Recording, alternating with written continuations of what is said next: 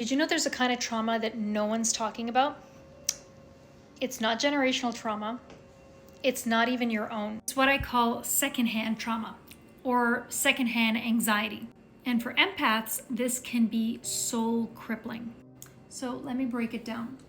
Essentially, secondhand trauma is when a highly sensitive or empathic child takes on the emotional pain, stress, or anxiety of the parent that they are deeply bonded with. So it's not their trauma, but their body and their nervous system reacts as if it is their trauma. So for example, a mother reads something in the news and she is deeply fearful or anxious for a moment, or maybe throughout the day she's very disturbed by it. But afterwards, maybe later on in the day, or maybe the next day, she's moved on, she's processed it, she's over it, she's not really preoccupied with this thought or this fear anymore. But the child, the empathic child who has imprinted on her, will actually take that energy and they are going to absorb it.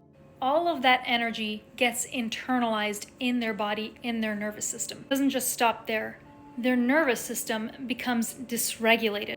They become self-critical, they become afraid, and they also begin to second guess themselves. They carry the weight of someone else's fleeting emotions as if it's their own.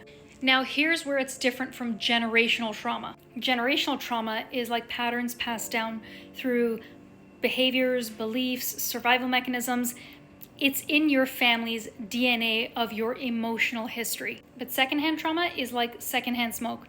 You're not the one lighting the cigarette, but you're still breathing it in. You're not the one experiencing the trauma firsthand, but you're still absorbing all its consequences.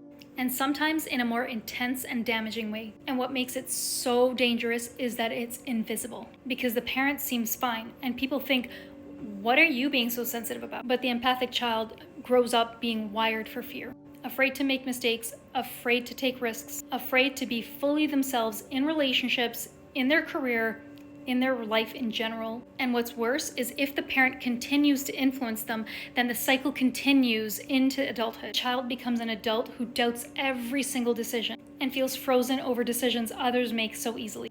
If this resonates with you, I want you to know that you're not weak and you're not too sensitive. You just grew up with emotions that were never yours to carry. Healing begins when we recognize what we've inherited emotionally, even if it wasn't passed down intentionally. Do you know what, sweetheart? It's time to stop breathing in secondhand trauma, and it's time to finally come home to yourself.